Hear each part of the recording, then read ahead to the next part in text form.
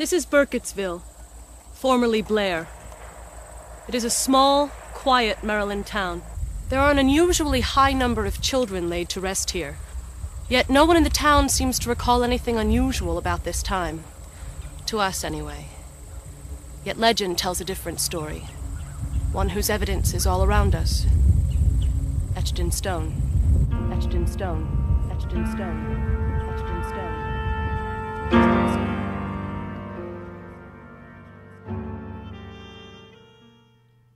Hello, and welcome to the Final Ghost podcast, where we explore the intersections of horror film and feminism. In this first series, we're bringing on special guests to dive deep into film and TV shows with witchcraft at the heart of them. I'm Anna, co-founder of The Final Ghost and your podcast host. In this episode, we're tackling one of the 90s and horror's most defining and influential films, one that inspired a whole new species of genre films with grainy footage and shaky cam. Today, we'll be talking about the 1999 found footage horror, The Blair Witch Project. I'm joined in this episode by BAFTA-nominated writer and director Nat Luurtsema, who is so hilarious I spend most of the episode laughing. The Blair Witch Project is the original found footage horror that follows three film students, Heather, Michael, and Joshua, as they go into the Maryland backwoods to cover the mystery behind the Blair Witch incidents, which legend says are the product of an exiled witch taking her revenge on the town that wronged her. However, they soon lose their map and things take an unexpected turn. It's an interesting film to discuss on a series dedicated to witches, because there's a lot of talking about the witch, a lot of witchy business going on, but the witch herself is never seen. There's not that much to spoil, but if you'd rather go in fresh into the Blair Witch Project, please be warned that Nat and I talk about the film in detail, so you may want to give it a watch first. I'd recommend seeing it in a very dark room under a duvet, or maybe in a tent in a forest somewhere if you're camping inclined. Sunday is gloomy with shadows, I spend it all. My heart and I have decided to end it all. Nat, thank you so much for being here. Pleasure. And for picking this film.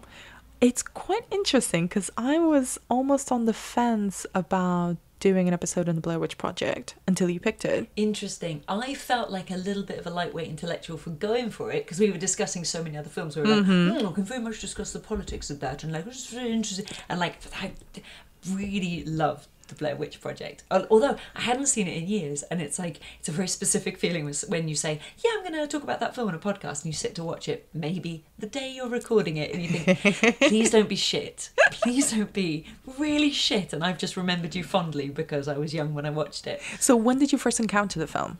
Well, so it came out in 1999. I was a little teenager. These were my prime cinema going years. We would turn up on a Saturday afternoon and just be like, what do we see? Because it was like £5 a film, so you're like, we'll just see and film. Oh, good times. Such good times. Yeah. And a lot of time on your hands as well, which I think really helps. But and we only ever had to walk out of one film, which is pretty good going. Which one was it? It was Clear and Present Danger, and I just think 14-year-old me wasn't really interested in anything that was going on there. Intriguing. Yeah, I didn't fancy anybody, and there weren't really any girls in it. So I was like, well, I mean, those are the basic parameters for a teenage girl going to the cinema. Basically, right? Do I fancy anyone? Is there anyone that I can relate to? Yeah, I mean, you say a teenage girl, but probably me in my adult years as well. It's like, I'll watch it if I fancy someone, even if it's terribly shit, but I need something else. Thirst criticism is an acceptable form of criticism now. That's the only criticism I do. Thank you very much. Thank you.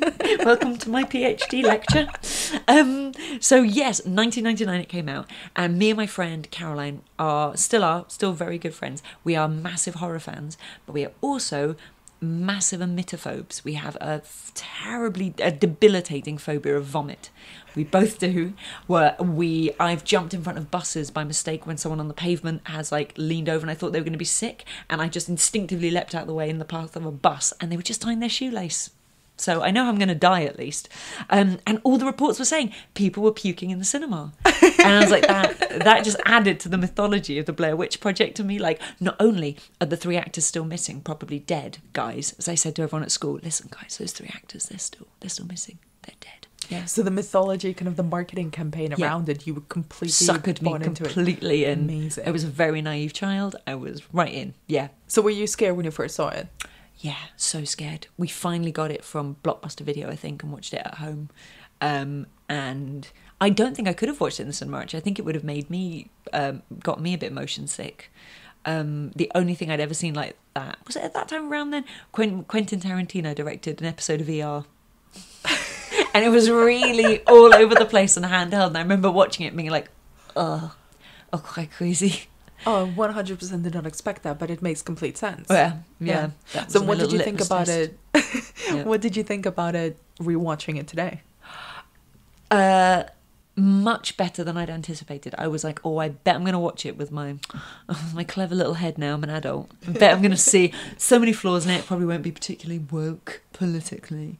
And also you've seen so many rip-offs of it now that like... I remember watching the McQueen, the Alexander McQueen documentary, and being genuinely surprised that his clothes were really beautiful, because all I was familiar with were the nasty knockoffs of his clothes that reached the high street that I bought. So I was like, oh, this is the origin. And yeah, I really enjoyed it. It still scared the shit out of me. Did it? What was the scariest bits for you? Which one is it? When Mike loses his shit and says that he kicked the map into the creek. That, then I'm like, we're not a team, guys, we're not safe, we're not a team. That really scared me. The stick figures in the woods, that definitely got me. When they hear noises in the middle of the night, because I hate camping and I've had to camp so much. Oh, I fucking hate camping. I fucking hate it. I was brought up poor, so we always went camping at holidays when my friends were like off to the Seychelles. So every time I'm in a tent, I'm like, oh, I hate my life. Oh my god, you're just bringing up some really weird teenage memories. I love the fact that the atmosphere created by this film is so powerful with so very few elements. So little, right? Just the darkness, pile of stones, some stick figures, some noises. Yeah. I think even before I had seen the film, whenever I'd go camping, forced by either teachers or the school or my parents, because never you have to be camping. I've never done no that. such thing as consensual camping, because you have to be quote unquote outdoorsy. Oh, God. I'm not fucking outdoorsy. I want to be outdoorsy. Right, I've got a long hair and it's really high maintenance. I just want it to look nice. I just want to sit in the cinema. I want to sit in the dark room and watch movies. Exactly. That's all I want to do. I want a chair. There's not enough chairs in the outdoors. You have to sit on a tree and you're like, it's quite damp. Things are touching me. Oh my God, I hate it. Yeah, there's bugs everywhere, and like just even being in a tent, which is the only protective space that you have when you're camping. Just a little bit of fabric. You are not safe. It's so terrifying, and your mind just wanders. You can create so many terrifying images and stories just with the noises and the shadows, and any minuscule movement just becomes huge. Yeah. And isn't that kind of the thing that's so scary, even now, about the Blair Witch Project, is that it taps into so many just fears and just the power of your own imagination of like, I can't really see anything, but something's there. Yeah, absolutely. And you feel so small as well, right? Have you, weird question, weird first date type question, have you ever been lost in the woods? I have. Yeah, same. And were you quite young? Yeah, because I used to go to my grandma's house in the woods when I was very, very young. Everyone should have a grandma who lives in the woods, smokes a pipe, carries a gun. Oh, you look a little blurry there. Let me zoom out on you. Okay. Good morning. Got it? Okay, I got you. This is my home, Okay. Wow. which I am leaving the comforts of for the weekend to explore the Blair Witch. Some essential reading, How to Stay Alive in the Woods, because you never know what's going to happen. And this is a very important book because it has the article about what happened at Coffin Rock. That's pretty old. Yeah, it's totally old. And this is my field notebook. It's interesting that you mentioned before that like the Blair Witch Project also has spawned so many knockoffs. Well, the money it made. Jesus Christ. Huge. Yeah, you could see everyone's noses a mile around be like, sorry, I'd like to make 25 million, please. Off 60 grand or whatever. Like, Jesus. Yeah, but they really like worked really hard to create that mythology around it. Yeah. Not just kind of within the film, but around the film itself, because they pretended that all the actors were disappeared Yeah, or deceased. Or dead. Those Yeah. poor actors got such a rough ride of it. Like, Yeah. they were in like one of the most successful horror films. One of the most successful films ever. The 5th most successful independent film of all time. Wow. Yeah. Yeah, not surprised. Yeah, and but of course you're not getting much work off the back of it because your IMDb says you're dead. Like, yeah. There was, I remember Heather Donahue, isn't she, the female character? She's so interesting. I remember her saying that when Blair Witch came out, she was driving a shitty old car that she got with her temping money, and it overheated and broke down, and she was waiting for a tow truck, or couldn't afford a tow truck, so just had to stand next to it and wait for it to cool down, and that was happening beneath a billboard with her face on. And she gave an interview where she said she was the poorest new famous person in the world, and got told off by the marketing department. But like, it's true. Like, she was a really big part of why that film is brilliant, and I don't really think she got much out of it, and it doesn't really seem fair. They went into the woods prepared to find death. What they found was a desecration of humanity at the site which trappers have often referred to as Coffin Rock. On top of the rock formation, the story of the torture inflicted upon these brave 5 men unfolded. Each was bound to the other, each man's hands bound to the next man's feet, forming a solid structure out of the men. Blood at the edges of the hemp indicate that this act had been committed while each was alive and able-bodied enough to struggle. In the torso of each man, the intestines had been torn out crudely. On each man's sun-bleached face was inscribed indecipherable writing, cut into their flesh with an eerie precision. The men, still entranced by the horror of what had happened, left the scene to find the sheriff, and did not sketch the writing and did not remove the bodies from the rock. Upon return, vultures were seen at the rock. But upon inspection, the bodies had been removed by persons unknown. The search party claims that the stench of death was still thick, and whomever had taken the bodies had done so in a matter of hours. That happened here, at Coffin Rock. And Heather's a really interesting character because she's kind of the de facto protagonist. She's the one who kind of has the most lines. Her face, she's always on camera. She's sort of the de facto leader. She's sort of a lot off camera actually, but you've got her voice right in your ears, so you feel like you are her head. Yeah. You're looking through her eyes. Because she's the director of the documentary that they're trying to make, but she's also the presenter. So very often, you know, in the sort of proper footage that they're shooting, she's the one narrating the history and the 16mm Witch stuff. Yeah. What do you think about her? I find her so interesting, and I remember when I first watched it when I was a kid, finding her really annoying and bossy, and now I have grown into a bossy bitch myself. I have so much time for her and so much sympathy for her, and I think she's a really interesting character. This is quite a sexist thing to say because there's no male equivalent, but she is a head girl type person. Go on. And it's really bad. Like, me and my partner say this to each other all the time. Like, if we meet someone, like, we admire them, we think they're a good person, and but we're like, but she's a bit of a head girl, and like, she even has a French plait all the way through. Like, they have neat hair, it's very shiny, they will have a French plait, they'll be a bit humorless, they just will, but they will get stuff done. You kind of want a few of them in your team. If you got like free tickets to an S Club 7 concert, something ridiculous, you wouldn't ever take your head girlfriend, but if you got glass in your foot at a house party and had to go to A&E, you would call your head girl best friend. Resourceful and like, not the most fun, a little bit straight down the line, but very reliable, very dependable, quite bossy. And I don't think there's a male equivalent. Like, I never say he's a bit of a head boy. No, what would that you even just say mean? He's assertive. Yeah. She is the director of the documentary that they're making. So in a way, and also... she should be occupying that role. She should be bossy, and I love her for being bossy. Yeah. And like, but it is weird seeing that sort of tension with the two men, that like, she's the boss. Maybe that feels slightly odd to them, just a little bit, but she is so very much the boss. Like, she calls Mike Little Mikey. She's very much up in their face with the cameras. Like, she is dick swinging. And that does definitely create some tension between the three of them. And I think the tension between the three of them is the horror of the first half that I find very interesting. So when Mike says he like kicked the map into the creek, like, maybe no horror could ever come. You could just have a film about those three going completely mad in the woods, and either of them could kill her just because they're much bigger. No, I think we're all right. Come on, let's just keep going. We took a map reading. We just follow what the compass says. We're going straight ahead. We're going that way. That way. We are in the middle of nowhere. We've been in the middle of nowhere for 2 days. The car is parked in the middle of nowhere almost. No, like, look at this shit, man. This is nothing. Okay, let's just keep going, all right? I think we should camp. Get the fuck out of here.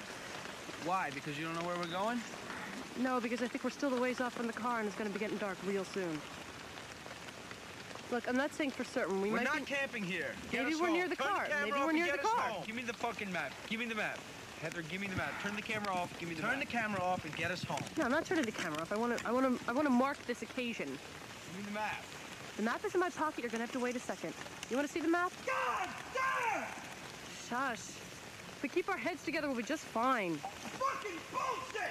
Mike, chill. Just relax, Mike. Don't fucking tell me to relax! It actually reminds me of The Descent. I love The Descent, but like when the monsters turn up, I'm like, fuck off, I'm already scared. I'm already really frightened because I don't like pot caving or whatever you're doing, you mad bitches. And there's also a very eggy atmosphere between all you people, and that confrontation is making me very tense. And then a monster turns up and I'm just like, oh, I need to lie down. This is far too much for me. But yeah, the first half, like it just feels like that is the horror for me, is the really spiky brewing unease and like hostility between the three of them. Like when, like you were saying, like it's great the way that this film makes horror out of such tiny things. A pile of stones terrifies me more than a massive CGI Godzilla. What do you think that is? Like, it's such a massive part of the atmosphere that the film creates. But when you stop to really analyze it, there's so very few elements of horror in it. Yeah. And I wonder if it wasn't found footage, if you would find it so scary. I wonder if like every shot was framed, you know, thoughtfully, and if it had that kind of real filmmaker deliberation behind it, if you'd be as scared. But as it is, like all this jerky fumbling, like they don't seem in control. They're trying to be in control, but like, yeah, everything you're seeing is quite like jerky and it's quite like uncontrolled, like all the handheld stuff. So I think that means that when you see a pile of stones, you are scared. And what do you think about the mythology that they build around the witch? Because they essentially go into the woods to make a documentary about this witch legend. Yeah, when I was watching it, I was like, oh, coffin what? Like the actual mythology of the witch, I don't remember any of it.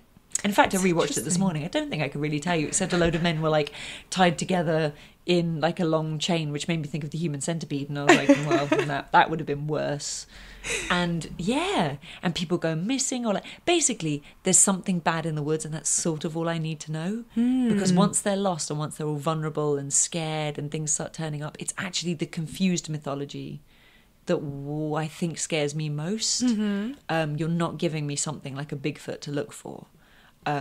Except that they kind of do, even in the title. Like, they just call it the Blair Witch. You're almost expecting a witch to appear at any point. Interestingly, and it's probably just because I make films now, I think Project jumps up at me more now. That feels like such a Heather title, that like Heather is a filmmaker with projects and notebooks for each project, and like it's just like an attempt to control what is happening, which is what she does all the way through the whole film. She's just trying to control it and do her project because she's a head girl.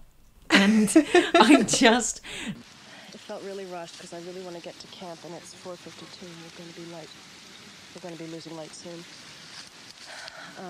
But I mean, I can always use the shot without me in it, because I recorded sound in the rock reading the whole thing, so I'm sure I can edit it together somehow.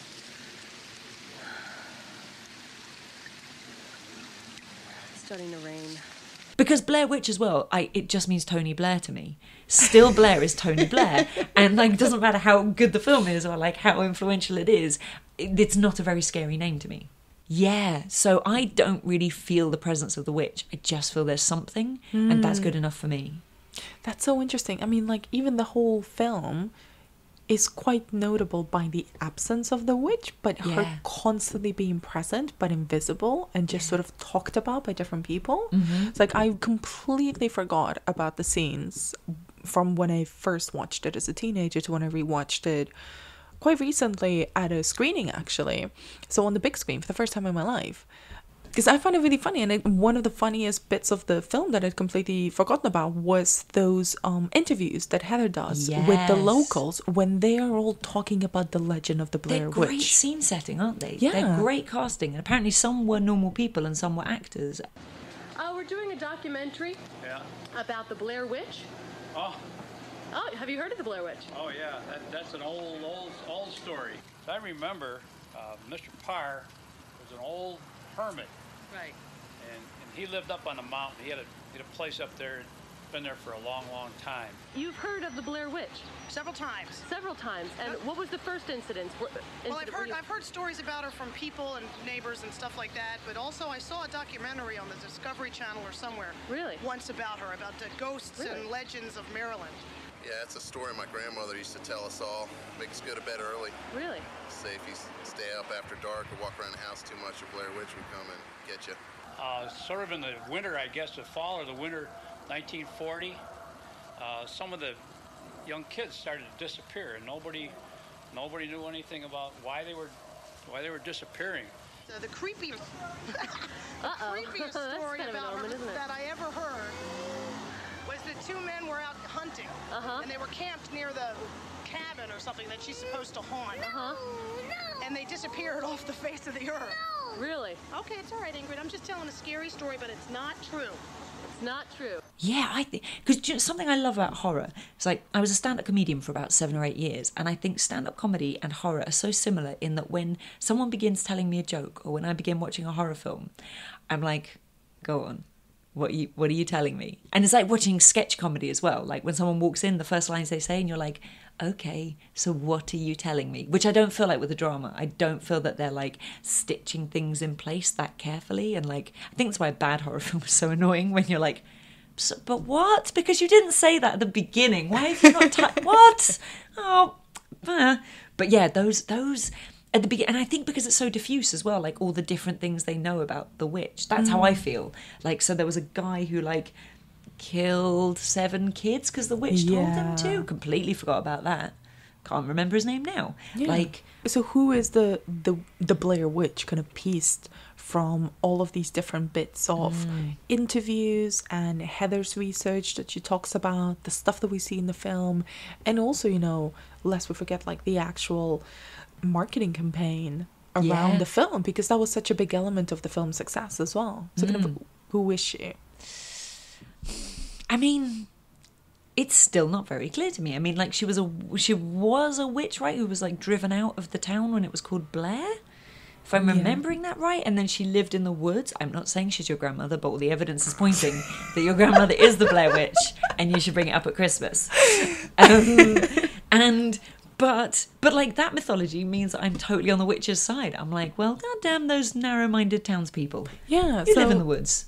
To fill in the blanks, which are not filled in that much by the film, the Witch of the Blair Woods, whatever, was a woman from the 18th century called Ellie Kedward, was banished from the town because people accused her of being a witch. Oh, they were always doing that at that time. Always doing that, and like nothing is really explained as to what drew people to that conclusion, but they sent her off to the woods. And then there's several sources on here, so there's a whole fandom and Wikia realm on the internet that kind of dives into that. And then the filmmakers themselves made a companion TV dog where they essentially faked footage and newspaper clippings and testimonies to accompany the release of the film, essentially to make people believe that there was such a thing as the Witch of the Blair Woods, or the Blair Witch, in order to make the film feel more documentary-esque. And it's like, it's all available on YouTube as well. It's like a 45-minute documentary called The Curse of Blair Witch. But it essentially, like, they shunned this woman into the woods and then kind of tied her up to a tree. And one of the accounts is that they sort of tied stones to her feet as well. So, and kind of left her in the woods to die from exposure.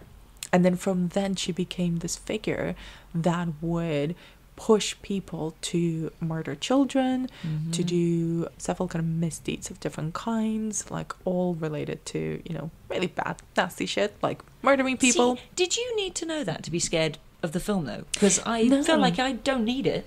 No, it's fine by me. This is what's interesting to me about the Blair Witch Project, though, is the fact that you don't get any of that, and you don't need it. No. But then the minute I stop watching the film and I finish it, I'm like, who is she? I want to know who she is. I want to see the prequel. I want to learn who she is. I want to see her on screen, because we never get her on screen, do we? No. But I feel that because part of her power is making people do awful things, I think maybe that diffuses my idea of her, because there's that guy, Dustin or something, who like killed 7 school children on her command. Well, so I'm scared of him now. And so like the more minions she has that she makes do terrible things for her. So I don't know if the people out in the woods with them are just being controlled by the witch, or if it is the witch. And like, I don't need to know.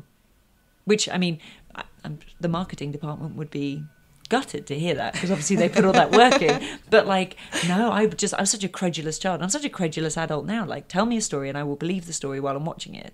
I don't really believe it, but like I can suspend disbelief like no one else. This is one of the fundamental reasons I think that the Blair Witch Project still stands up as so distinct from other found footage films, is because it doesn't feel the need to explain within the actual text of the film. Yeah. Because all of this other stuff is outside of it. Yeah. It's, there's a lot of noise around it, isn't there? And like loads of companion pieces and like knockoffs and spin-offs, and like, I just like the film. That's all I'm here for. I just really like the film. So within the actual like universe, even though she's in the title, even though she's the villain of the film, we never really quite get to be in contact with the witch, which is kind of interesting, because then if you think about other witches on screen, she is literally the most domineering and powerful force, but you never get to see her. Yeah. How can you classify her? Yeah. How can you defeat her? Yeah, she's like a blank, a void, and like arguably because they couldn't afford whatever you would need to, which is fair enough. Like, but the weird thing is though, like, I think that Heather is the antagonist for like the first half of the film, because like when I was watching it for the first time, I was like, Heather's going to get them all killed. And that to me felt like the real scary thing. Because of her poor leadership skills. Yeah, because she just wouldn't listen, because she just so stubborn, so like, and I'm scared of the woods. I've been lost in the woods as a little kid, and like just that feeling of like those trees dwarfing you and everything looks the same around you, and it feels like the tree trunks are like on your eyeballs, because they're so scary. And so, yeah, just like The Descent, I was already scared, and then the horror started happening, and I was like, oh God. But what is the horror then? If we don't see the witch and it's all atmosphere, is the horror them going mad? No, I think I believe it. I don't think they they are definitely going mad before the horror starts. If anything, actually, the horror feels like it kind of clarifies their minds a bit, because at the beginning when like Josh and Mike are both going a bit screwy, or maybe Mike goes screwy first, just at being lost and having to get the kit back and running out of cigarettes and food and things like that. Once horror starts happening in the middle of the night, I think you're like, oh, now it's different. Now you really are in danger. It's clever for that, I think, by really isolating you. And what are the supernatural elements that show up in the film that we can sort of infer are the witch's powers, essentially? Yeah, like it's all very like rural, rustic, like Wicker Man type witch stuff, isn't it? Like piles of stones, teeth being pulled, the stick figures in the trees. That's a weird one. When Heather first sees the stick figures in the trees, you can hear in her voice she's terrified and elated. What? What kind of stuff? Voodoo shit! What? Voodoo stuff is hanging all over. Look around! No way. They're all over the place. Holy shit. Come up here quick! I need to use the CP! Yo, there's all sorts of shit up here, man. This is fucking crazy shit. Please, I gotta get this on 16. Take the fucking camera. Okay.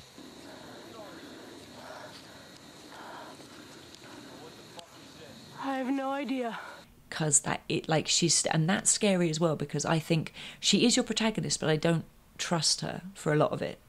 Because when you hear that elation in her voice, you think, oh fuck, you're still making a documentary. You're so tenacious.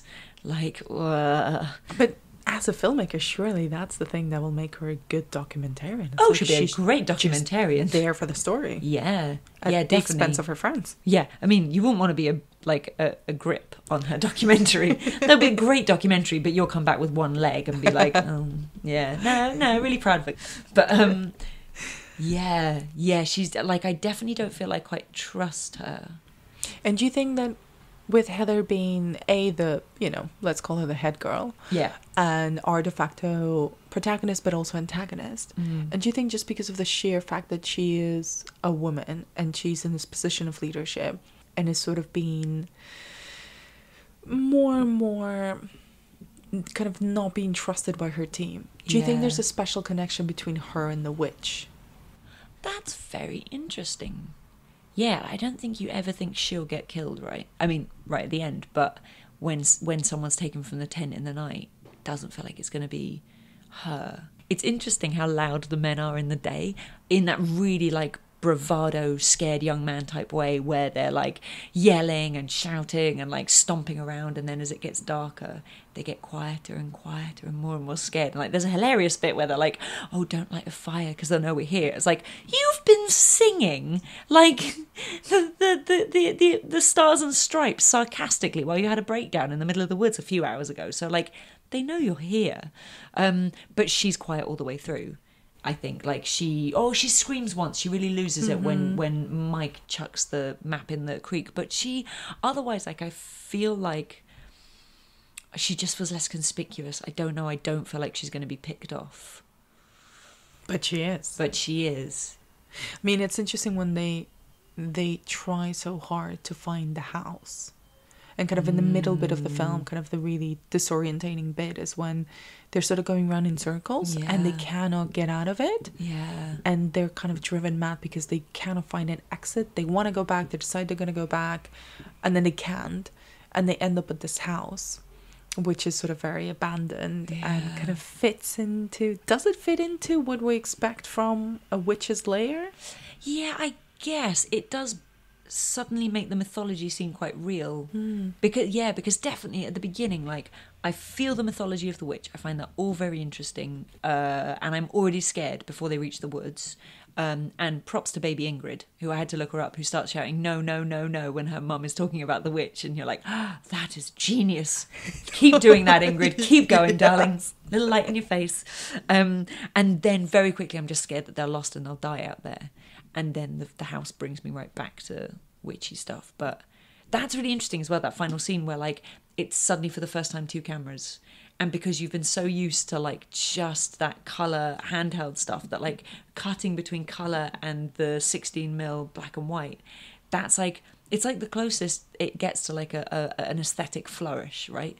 And it really works, because I think you feel so disorientated and so scared, and no good is coming of this, right?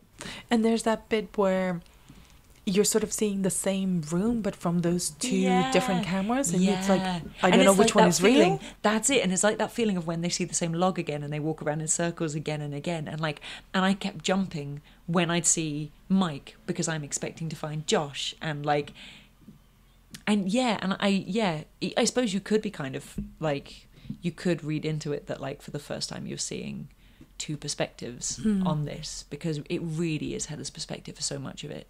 And it's also one of the very few instances of, because one of the things that keeps kind of coming up as I've been doing this podcast and talking to different people and rewatching all of these films, is all of the witchy artifacts that are always peppered through all these films. And this film is interesting because of kind of almost a complete absence of that. There is no Book of Shadows or Grimoire. There is no devil in any way, shape, or form.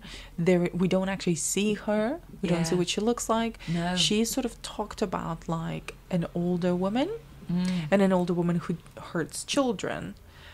So that kind of comes up quite a lot, of like the old hag or the crone who is committing the ultimate transgression as a woman, which is to, hurt a child, because this is very heavy air quotes, like every woman is supposed to be born with motherly instincts, and having children is the ultimate goal as a woman and whatnot. So like a witch transgressing that just makes it the ultimate pariah, not just to society and societal norms, but also to womanhood. Yeah. And the like intrinsic something terms really of that. elemental inside. Yeah. Like that way apparently that like a baby's cry is meant to like distress women more. It's like something in that really high register that like it really bothers us because it's meant to. It's like a survival thing apparently. Is that what it is? I mean, I just feel very irritable.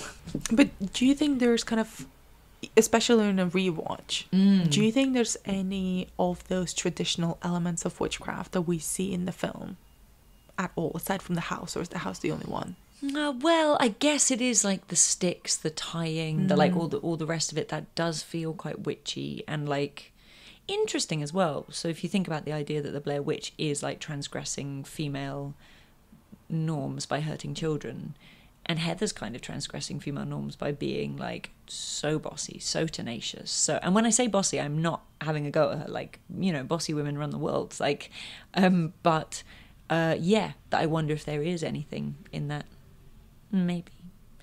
Funnily enough, the house feels quite modern compared to how elemental the sticks feel. Because, I mean, it could be 10th century, could be 14th century. Like, apart from the fact that there's a little bit of his shirt wrapped up in it, in that bundle of, like, of Josh's teeth and a bit of tongue, everything else...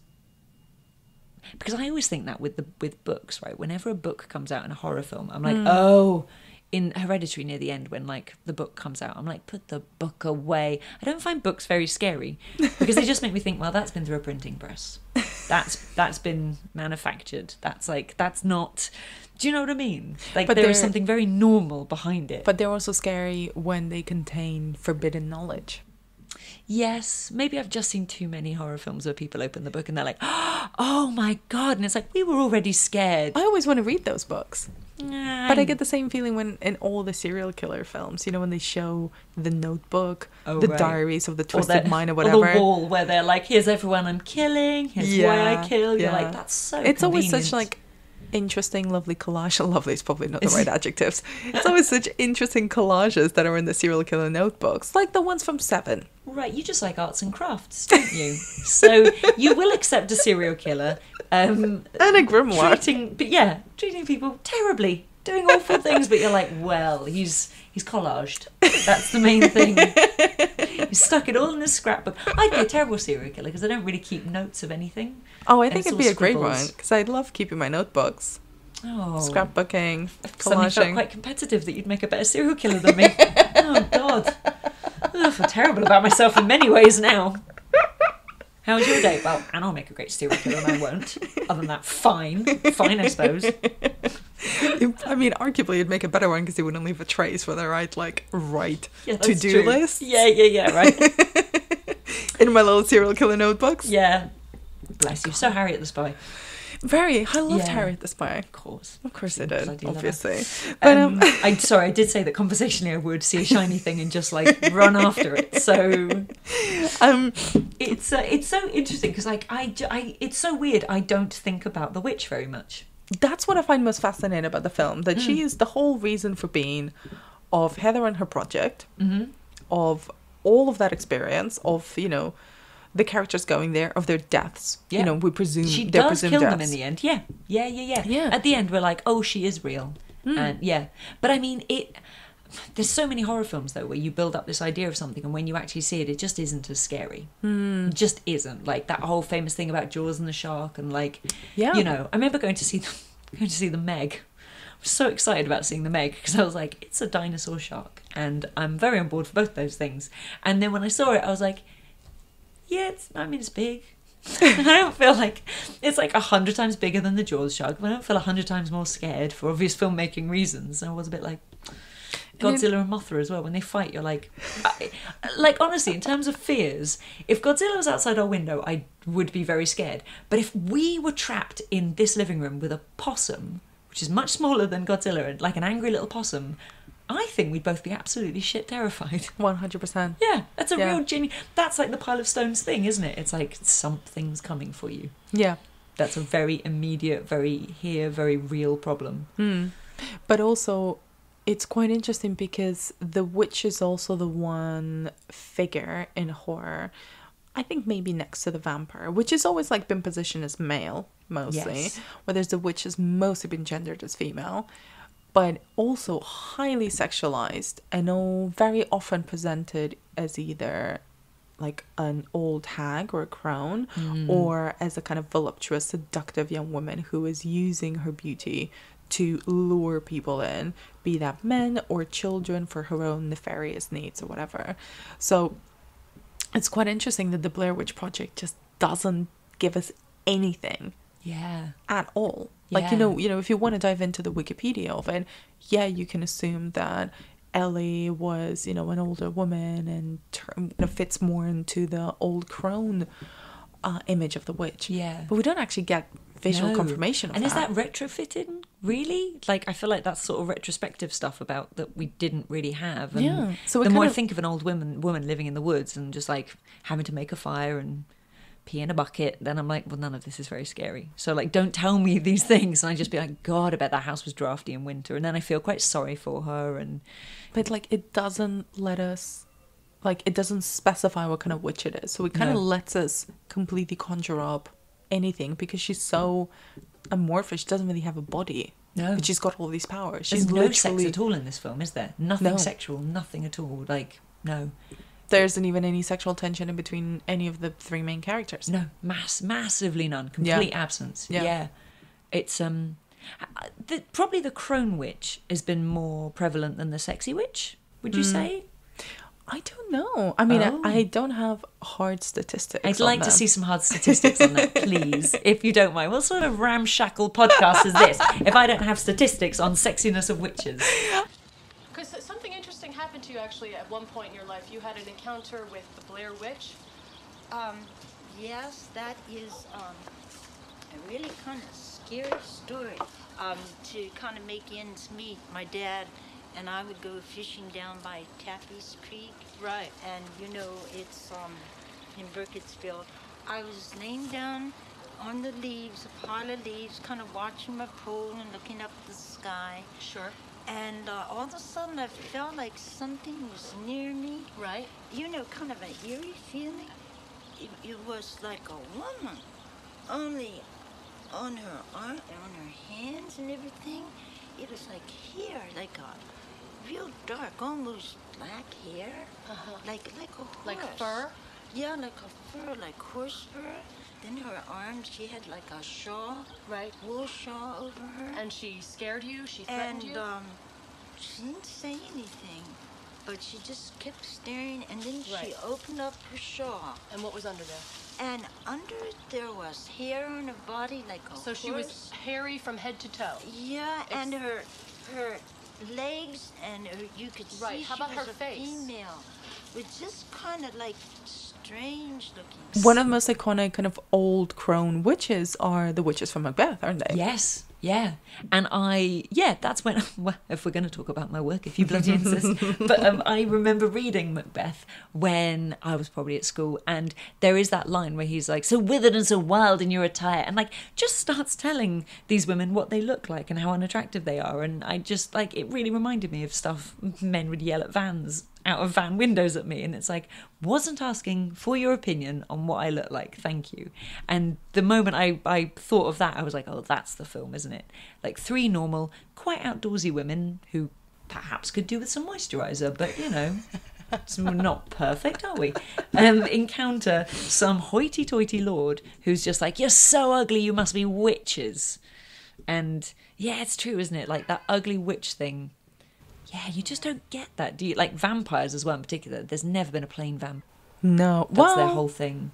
You could argue that in some of the more like vampire-centric TV shows like Buffy the Vampire Slayer or True Blood, there's quite a lot of room for mediocre-looking vampires. Sure. There's always room for mediocre-looking men, Anna. That's the world. I would not call Spike a mediocre-looking man, though. I would not call him a mediocre-looking man. My teenage crush on him was just, fierce. Going back to Blair Witch, we talked a little bit about the impact that it had on horror cinema and kind of film marketing, although, that's maybe a bit too niche, but I'm sure a lot of listeners are really interested in film marketing. Give us more of that marketing good stuff, Anna. It goes well with the really hard statistics I have between sexy witches and old crones in cinema. Welcome to the podcast. The chat is dry, but it's very informative. Where do you feel the impact of the Blair Witch Project the most? in horror? I think it's found footage. I was looking up like, oh, what was the first found footage film? And I was amazed when the internet kept telling me, oh, it's this. And I was like, no, shit, can it be? But like, I mean, the internet never bloody lies. I can't find, I'm sure, like, don't at me on Twitter. I'm sure, obviously, there are lots of films that have used found footage but didn't have this same, like, massive mainstream impact. I think that's it. I think, like, I still find found footage films quite scary. Like, I know it's been done to death. And, like, the biggest problem, I think you feel it so much in something like Cloverfield as well, where you're like, mate, put the camera down. No, you're slowing everyone down. You're being weird. And Blair Witch is one of the few found footage ones where it's a huge part of her character, why she can't put the camera down. And it's like, and it's such a power thing as well when like Josh turns the camera on her and films her and she's not doing anything. She's just standing there, arms folded against a tree, but she just looks vulnerable for the first time and almost like she's been violated because he's now looking at her through her camera. And little things like that, I think, become so charged. And it's so interesting.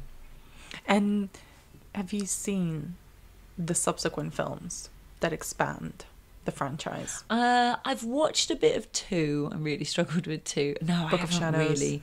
Yeah, they just got like shit on so comprehensively when they came out that I was like, I mean, look, I'll watch a 2-star horror film. It's so weird with the sequels that like everything the original film did so right, that was so simple. It costs no money to pile up some little stones and all the rest of it. Yeah. Sequels just didn't seem to see that was what was successful about it. And then the reboot, I do remember watching it, but it was a lot more, it was very effective, but it's a lot more traditional in the way that it was filmed. I didn't necessarily want it to be another found footage because I think that would have been just rehashing the original. Yeah, sure. And there was a whole kind of thing about the marketing campaign of him pretending that he was doing something, and then it turned out to be a reboot / sequel / remake of the Blair Witch Project. But it's a lot more gory. It's got a whole kind of, you know, more traditional storyline, more traditional approach. So I've kind of really forgotten about it, to be honest. Yeah, same. Do you know what I didn't like as well? That all the actors just kept getting hotter. And I was like, well, I'm not believing it now. I know I'm looking at actors. Look at those teeth. I think Heather Donahue said she was the least fuckable, most unfuckable ingenue in film history. And I was like, God love her. I mean, I think she's pretty, but I know what she is. Very pretty. They are 3 ordinary people but in also, the woods. You totally believe it. Yeah, but also, you know, they're documentary filmmakers. They're not there to look pretty. No, they're behind camera. Exactly. Yeah. Even Heather throughout the whole film doesn't really wear makeup. They're wearing quite sensible, woods appropriate clothing. Yeah, that's such a bugbear of mine when people are like, oh no, we're lost and death is coming for us. And it's like, well, you didn't even wear a fleece, so you should be dying in the woods anyway. Like, I get very annoyed at things like that. And just to wrap up, do you think this film is still scary 20 years onwards, and us knowing all of its history and its legacy and the impact for someone coming in fresh to it? Yes, I think it's still scary. I think those tensions between the 3 characters are like, that is universal. Like that still stresses me out. Maybe I'm just really conflict avoidant, but like that really does stress me out a lot. I think mobile phones are a big difference here. Like, it's so funny when Heather is saying, it's America, you can't get lost in America. And it's like, you don't even have mobile phones. Nowadays, you'd be like, well, we'll just Google Map it. And like, so, and it is weird, even me watching it, kept thinking they would get phones out at any minute.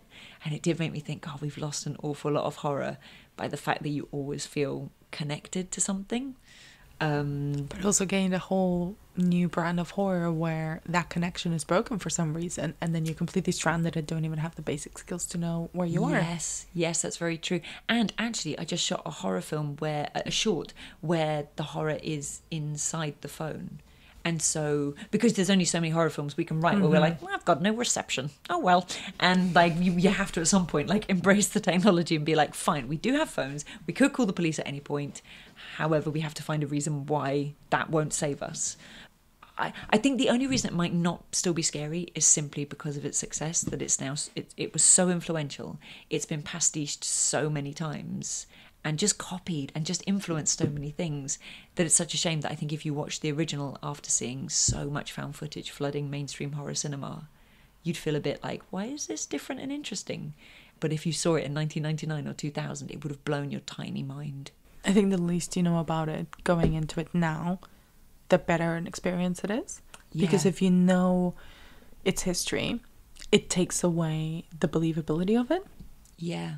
And funnily enough, if I really love a film, and I did love it when it first came out, I usually want to know everything about it and the making of it and the behind the scenes and all the rest of it. And I feel a complete absence of that with this because I like not knowing. The fact that like 3 filmmakers just went into the woods and something came for them. And I don't sort of want to know the witch's motivation because I find Heather's so interesting. And like Josh and Mike's is also interesting as well. And I think, you know, I know I've referenced it quite a bit actually, but I really do love that film. Like in The Descent, like, men came down here and never left. Okay, well, that's that done. Because those 7 women or 6 women, they're way more interesting to me. So like it's, you know, that feeling when the story twists away from you and you're like, no, back there. More Buffy and Spike having sex. Thank you. That's what I'm here for. So yeah, are you still scared of it? Did it still get you? Yes and no. Uh-huh. And I definitely found Heather a lot more an interesting character than I did when I was a teenager, because I didn't really even register them as people. They were just puppets that were there to be killed by the witch. That's kind of what I was set up to expect because of other horror films, because of kind of the traditions of the genre. So that was quite surprising. But I don't remember really registering their madness, like that first half, the human horror of them being lost, of them breaking down, of them not being in control. And especially for Heather, losing control is such a big part of her character and her breakdown. And it's so powerful because then as an adult, kind of, you find it really relatable. As a teenager, I was just like, where's the fucking witch? I think, right? I think as a teenager, it's just a very unempathetic ding-dong. And like, I probably couldn't have told you their names before I watched it again as an adult. Yeah. And like, and maybe if you do watch a lot of horror as a teenager as well, you're just quite callow and you're like, when they're going to get killed? Yeah. I want to see a head come off. I want to see an eyeball pop. Thank you very much. Whereas, as an adult, like even just them fighting and like tearing each other apart, like that gets me tense. Yeah. So I'm already tense, and like, and when the nighttime things come for them, I'm just like, oh god. But I think it just might be, if it isn't still scary, I think it is just a victim of its own influence on the genre. It's like when I saw Star Wars for the first time when I was about 29, and all the way through I was like, oh, that's why the Yoda backpack. Oh, okay. Oh, that's why you make that joke. Luke, I'm your father. Got it right. Oh, yeah. Retrospectively, a lot of funny jokes that have passed me by. And so I was never once into that film at all in any way. That is such a great way to end. Thank you so much for your time, for your insight, for rewatching this film. Where can people find more of your work? Do you know, if you just Google me, I never have actually, because I'm sure there's a lot of criticism out there, but if you just Google Nat and then Luurtsema, that's always me. It's Nat Luurtsema. And then they've got like a website and a Twitter, which is very good content, my Twitter. A lot of animal stuff. A lot of round animals. A lot of round animals, yeah. And it's not in a sexual way. It's very, very clean. And my books as well. If you wanted to buy my books, that would be great. Sure, rent comes around every month. It always needs paying. And I'll have a short film out next year that hopefully you'll see at film festivals. Not to date this podcast, but it's called Ouzo and Blackcurrant, and it's a horror film. Exciting. I can't wait to see it. Thank you so much. Thank you.